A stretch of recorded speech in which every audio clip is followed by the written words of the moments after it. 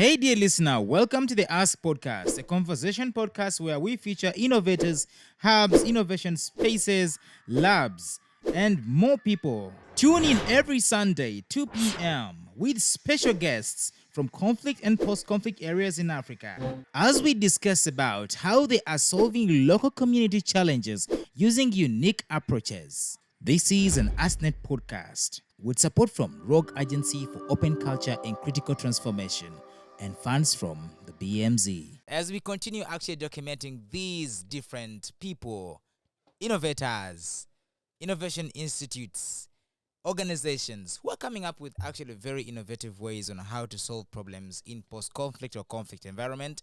Today, we shall be having Minagano Kape, the co-founder of the Heroines Unspoken Tales, which is basically a group of different women who came up to be able to solve a problem that is actually affecting women here in South Sudan.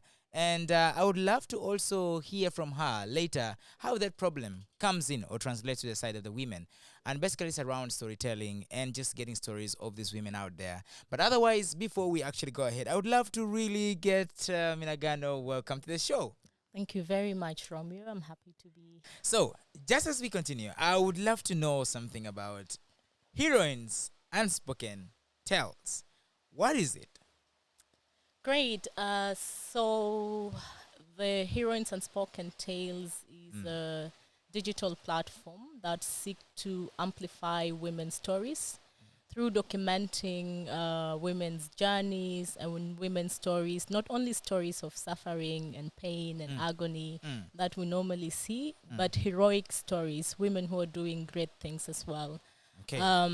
This is an initiative that we started in 2019 with a group of South Sudanese female poets, writers, and storytelling. We started it by launching an all-female poetry event, and it was a first of its kind. And the objective was just to create that platform where women are telling their own stories, you know. So in most cases, also stories about women are written by men, to be like really blatantly clear. So we want to see more women's stories being out there, but we also want to see to it that women are the one telling their own narratives, because I think it's different when me as a woman, I am telling my story based on my experiences being a woman, than when a man is writing my story. So it becomes more like a second-hand kind of a story. So, yeah, basically that is the objective, to create that space where we document women narratives, and we see to it that women are taking charge when it comes to documenting their own narratives.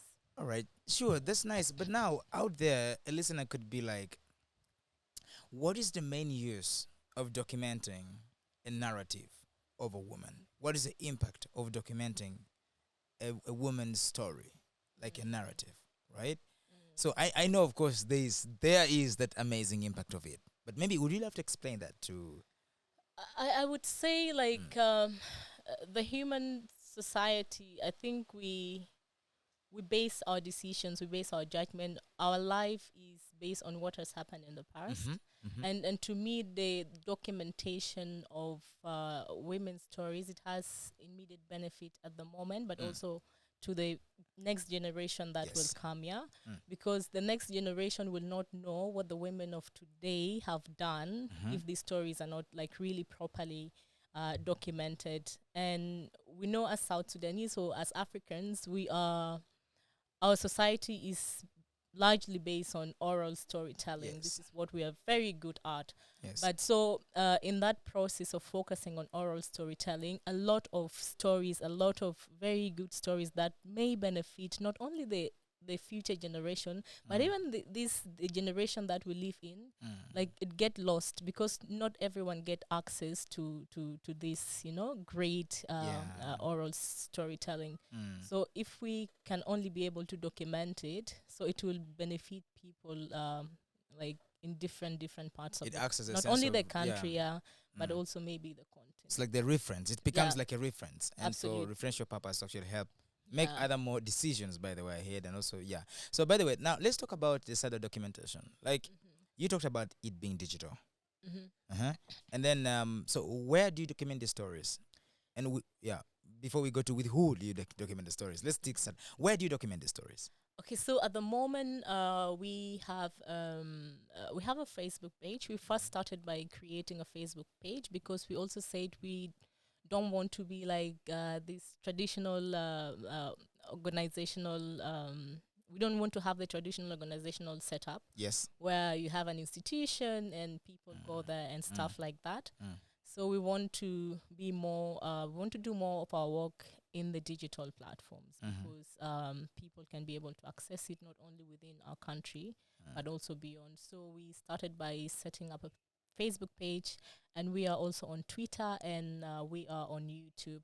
So what we do is we post the stories that we write or the stories that members of the group write, and we just post it in the 3 different platforms, and we share and we try to generate discussions around the different stories that we post in the different platforms. Okay. Yeah. So which stories are we talking about here exactly? Like, do you have like specific examples of which kind of stories do you actually document there? Well, I would say it's really an open platform. We Mhm. really don't restrict it Yeah. to the Yeah. foreign tongue. Yes. Yes. Yeah. Yeah, we don't restrict it to a specific theme or stuff like that. We leave it open. Mm. So the writers, the storytellers, they write what they feel like writing. So in most cases, some of the stories can be personal narration of what had happened, and someone is just trying to express, hoping that the society will learn from their stories. But it can also be a story of what they see within their communities. But it can also be a fiction. It can also be poetry.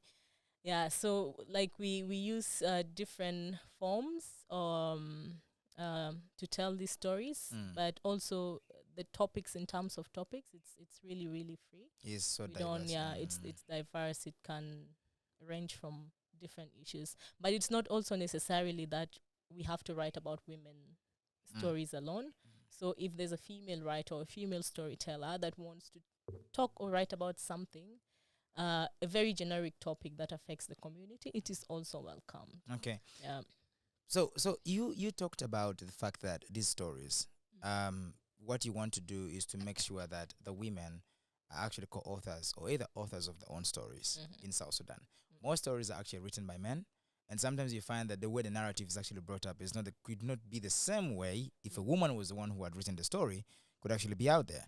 So what are you doing to see that you get more women? Because we have a lot of women who have these stories, but they have no maybe the writing skills to do this, but they can be able to narrate it or something. So what platforms do you actually get? What are your ways to be able to reach out to such women and enable them to have the skill to write or something? Do you have plans of that kind of something? So at the moment, so far, we have been working with poets and storytellers and writers.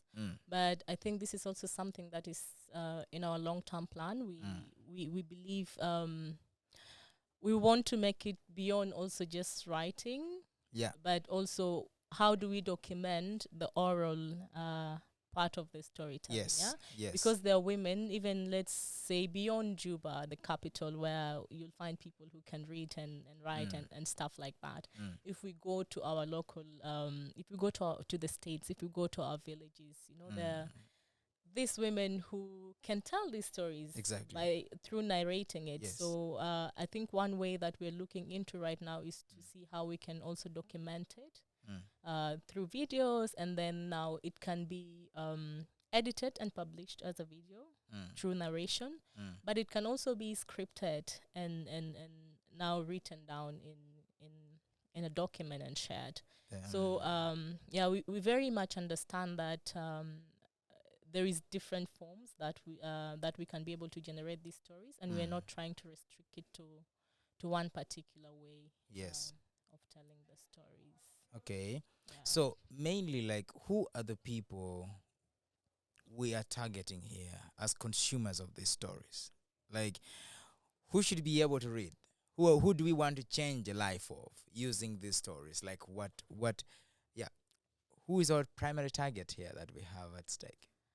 I would say Everyone? I would say everyone, the whole society, Yeah. definitely, Uh, definitely, because if you listen to some of these stories, I mm, think these are stories that can impact like really the whole society. exactly. I I wouldn't really say this is something that is specific for women, Mm-hmm. because I would say we'll be cutting out a whole segment of the society that Yes. will benefit from the stories that are being told. Because if you had an opportunity to watch some of our YouTube videos for the 16 days, 16 incredible stories. Mm-hmm. Um, this that was a project that we ran during the 16 days of activism, where we brought together South Sudanese female poets and storytellers to share, I mean, their stories around different topics and challenges as far as gender-based violence is It's concerned, concerned. yeah. If you listen to some of these stories, you will realize that everyone needs to listen to that, because these are stories that will spark policy discussions, and so definitely we cannot say we are only targeting a specific segment of the population. Yeah. So to us, we want these stories to move beyond just telling stories, but we want it to also influence policy decisions at the political level. And I think to us that is the essence, not just telling stories for the sake of it, but telling stories to bring about change About from change. both the top level to the lower level. Mm. Yeah. All right, I will ask you about the issue of the change later, but I would just want to know, maybe someone who would want to get access to these stories. Where are you right now publishing the stories? Like, where you talked about YouTube here, but what are the other platforms that someone can be able to get access to these stories? So just like I told you earlier, right now we're on YouTube, Mm-hmm. Facebook, and Twitter. Mm. So on YouTube, you will get like the full videos. You Mm-hmm. will be able to watch everything. But I think moving forward, we are working towards like having a website and looking into having an online magazine where we can, from time to time, like Yeah. put Yeah. together different stories. Yeah. Yeah, but at the moment, these are the future plans. But at the Mm. moment, we are in these three digital platforms. Okay. Yeah. All right, so maybe I would just want to go down to ask you maybe a little bit elaborate on the side of the impact, because I see this is like, so this is, to me, it's more than the fact that a policymaker has to listen to these stories and make a decision about changing something. I'm looking at the aspect of someone who is down there and is in some community and is getting access to this story. It'd be in a radio format. It'd be in a video format, like from YouTube or something. But is able to listen to this poem, is able to listen to this story of this mother or this woman who was able to beat up the odds regardless of this gender-based violence she was going through, to be able to resist and one time set herself free and understand that freedom is way more important than these whole cultural norms around marriage or something like that. And this person is free. I feel, to me, that is like impact. Yes. Like, to me, I feel like that is something caused by someone listening to the power and the resilience of someone and making a decision out of that and using your stories as a benchmark. Have you guys ever thought about looking at such basic but yet important impacts that could run on the people down there? Apart from the side, okay, policymakers, nice. But we look at the people down there, right? Listen to this. And do you think this has somehow affected the way you people should come up with topics that you're supposed to be making for the public? Mm. Yeah, absolutely. I completely agree with you when Mm. you talked about the impact Yes. at the grassroots level, Yes. because I think that's one way we can be able to inspire even people who are like, at the grassroots level, them being able to see that you can defy all odds. Exactly. But also, to me, beyond also seeing people who have overcome challenges, but also I think it's also a way of celebrating people even from within the grassroots who Yes. are doing great things, but then it is not being recognized. Exactly. So I think we are putting some of this. This is still a very young initiative. I think it's only this year that now we have become like really really active. But like these are things that are already at the back of our minds. Yes. We very much understand that the majority of our population is in the rural areas, you know. So it's only a very few of us who are in this town area. So we are already trying to think about how we can creatively reach women and young women who are not within the Juba settings, who are not within the state capital settings, to ensure that we share stories, or we enable them to share their own stories in a way that it can directly impact them. Yeah. We are also looking at how we can work with children in schools, young girls, young women in schools, because I think most especially high school, I think this is a stage in life of young people where they're trying to discover. They have a lot of things to say, and in most cases there are no avenues. I actually started writing when I was in secondary school. So to me, I think this is a great opportunity for us to tap into that segment of the population, because we can be able to move beyond just writing, but we can open up spaces where we can be able to talk about the things that they write about, so that we just create that space for a friendly conversations on topics that in most cases we don't get at home, and you know what, you cannot get it at home, you cannot get it in class, but these are like real life issues that people need to talk about, people need to deal about, and these are issues that they are facing in their day-to-day lives. So this is something that we are also thinking about, we are working on, and hopefully I think 2022 that will be that will be the goal, to also, as much as we are a digital platform, we also are not blind to the fact that we need to connect with people. Exactly. And so we describe ourselves as a digital platform, but this is not to say that we are exclusively just Digital, online, sitting behind the mic, performing, writing, and taking videos. We also want to interact with people and get their stories, get them to share their stories, and get them to inspire not only us but to also inspire themselves, because I think everyone has a story in them. That's true. Yeah, That's true. So actually, you've mentioned something that is super amazing in the side of like you saying you're still in a young initiative, and of course this comes up with opportunities, with the fact that you can be you have chances of growth, but also this comes up with a lot of challenges. So could you share with us what are some of like the main challenges you think you're being faced as you know allow women to be able to be authors of their own story? What are some of the main challenges? well, I would say it started with like how we envision the initiative. It's a digital platform. Yeah. So that means we have to be like digitally savvy. And I think the technology industry is ever growing and it's improving, and there's a lot of new stuff that are coming up that we need to know. Yeah. And to us, I think that is the main challenge. Because we are trying to we're trying to put together the concept and the strategies of how we can, push the initiative further. Yeah. But also there's this technical bit of things that we also need to put at the back of our minds. So I think that has been our biggest challenge as a digital platform. We have the stories, but then how do we now put it in the digital form and make sure that it reaches our audience out there. So that is our biggest challenge. So in most cases, we'll have to find people to document, to take to take the videos and all that, and it comes with cost implications. Yeah.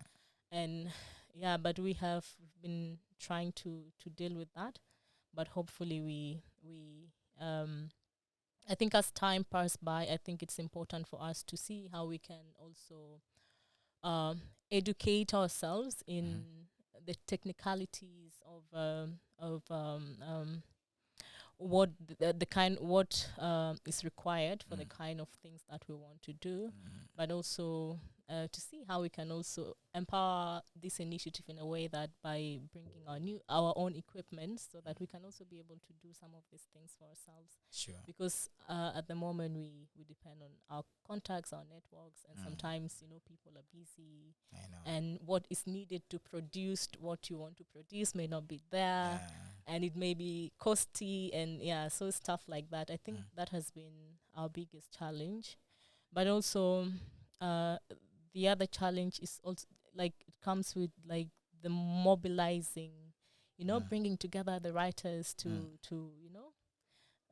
like bringing everyone's mind together to work on something specific. It can be very difficult sometimes, because in South Sudan we don't have what I can say like a writers association where you will know who is there, you will know if you want this kind of writing, if you want this kind of storytelling, who to reach out to. So basically we also depend on our networks and snowballing to try to identify people that we can work with. It has also been a challenge, but so far so good. We have worked with very talented young South Sudanese writers and poets, and I think it has been an incredible experience for us, especially for the 16 days of activism campaign. Like, I mean, I would say apart from telling stories, this project showcased for us like the talent that is out there, and to me or to us, this is a push. It's a wake up alarm for us that there is a lot of talent there. We need to invest in it, and we need to see that it's seeing the day of light. Yeah. So that's basically it. That's amazing. And the big bomb question: Yes. when there's a supporter, or if there's a supporter out there, and be like, "Hey, what do you need?" The what do you need question. How do you approach that? The what do you need question. It sounds like an easy question, but it's a tough It's a tough one, yeah. What do you need? So basically, I think our needs will revolve around the challenges that I have shared with you, mostly the technical bit of it. So I think number one, I would say if like members from the initiative can also like be trained on like basic skills on how to document their own stories, because now we write, but if we want to transfer it into the digital or a video format, like who is there from within the group that we can use as a resource person without necessarily spending a lot of money. Yes. To see to it that our stories is still being recorded in a video format and edited, and it's out there without really spending much. So if members within the initiative can get that kind of training, I think that is one way to support it, to support the initiative. But also we're looking at things to do like equipment. So how do we, if we can get like support in terms of getting the equipment to record, to document all the things that we're doing, that will also be great. But the third one, I'd already mentioned in the beginning that as much as we're a digital platform, we try to go out there to interact with people, and also sometimes to just create spaces where we can now share the stories and have conversations. So the other challenge that we usually face is like getting a space to get people together and stuff like that. So I think from time to time, if we can also, like, to me this will be now like an internal support, maybe within the country, and in-country support. Like if we want to have an event, for example, can we get someone who can just give us the space for free where we can just come and then we start telling stories and we get people to discuss around it. I think that is also another crucial area where we shall really, really need support in going forward, because we for the 16 days of activism project, initially we wanted to have an event, Mm. but due to different challenges, we were not able to do so. Mm. So we have not yet dropped the idea of like having an event. So we look forward to now have a bigger event where we can showcase all the stories, the recorded stories, and get people together to have Mm. conversations around it. Mm. So yeah, that's the part where we will need like really a space to Amazing. And I guess our listeners are actually there listening, and our viewers too. They will be able to, of course, give us some feedbacks later on what they can be able to do. I think what you just mentioned concerning the filming skill, and also as well as also dealing with all these digital platforms can a little bit be of a heck, but having someone could really save a lot. Yeah. So just asking, this is amazing that you've told me. And what if someone really wants to get in contact with you or with the whole initiative at large? What are the contacts like? How can they get you? So our email address is heroinesunspoken@gmail.com. Mm. But we can also be reached on our Facebook page. It's Heroines Unspoken Tales. Mm. Yeah, I think that's the easiest way to get us. Amazing. And we have just come to the end. Is there something else you feel like I've not asked you and you feel it's vital to talk about the whole initiative? Heroines Unspoken Tales. I just want to say that there are a lot of stories out there that are not being told, Yeah. and we're really here to bring all the stories Sure. out there for this generation and for the people who will come after us Mm.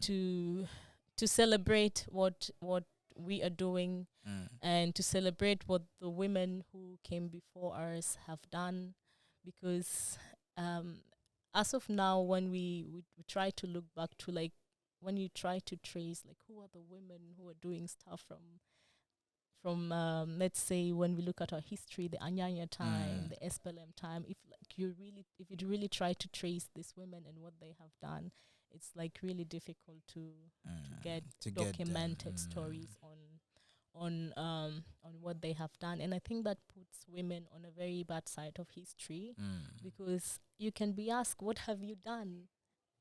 Show us what you have Yeah, done. what's the evidence? Yeah. What is the evidence that Mm. you have done something? And Mm. then you'll find yourself keep saying, but we have done, we have done, we have done. But then the evidence are not there, and then it puts you like really in a very bad side of history. So I think there's a lot of things that were done by women who came before us. A lot of it were not documented. But I just want to say it's not too late to start documenting what women are doing right now. But also, if we have the opportunity to go slightly back in history to try to document what women who came before us did, so that we keep this information and it's accessible to to young people at this point in time, but also in the future. Amazing. Yeah. Thanks so much for coming to us podcast. Thank you for having me. Amazing. And now to our listener and viewer who has been with us from the beginning of the conversation until now, we have been speaking to Minagano, who is from the from the Heroines Unspoken Tales. Yes, you got that right. Exactly. So, and she has been telling us a lot about how basically they as an initiative are coming up with a way of documenting all the stories that have been happening in the side of women, and of course the heroes back then and now. And this is super amazing on how they're doing it. And that information is to help change a couple of things in the community, more especially when it comes it down, when it is listened to people who are down, to inspire women, to inspire them, to inspire a couple of people, and to inspire decisions from policymakers. This has been the Ask Podcast, of course, and we have been with this amazing guest, but of course we always keep getting guests from different places and different initiatives and organizations as well, who are solving a lot of problems happening in their communities during this period. And of course, these people come from post-conflict or conflict environments here in Africa. And we are in South Sudan. And this is where our guest is coming from. Otherwise, thanks so much. Join me in the next episodes as we discuss more of this. Otherwise, I've been your host, Romeo, and peace. Gunshots might have gone silent, conflicts may be over, but numerous challenges still exist. With local solutions and innovations, many of these challenges are being solved one at a time. Listen to the Ask podcast as we feature innovators, innovation spaces, local organizations, and individuals as they tell us how they are solving these local community challenges in conflict and post-conflict places in Africa. I am your host, Romeo.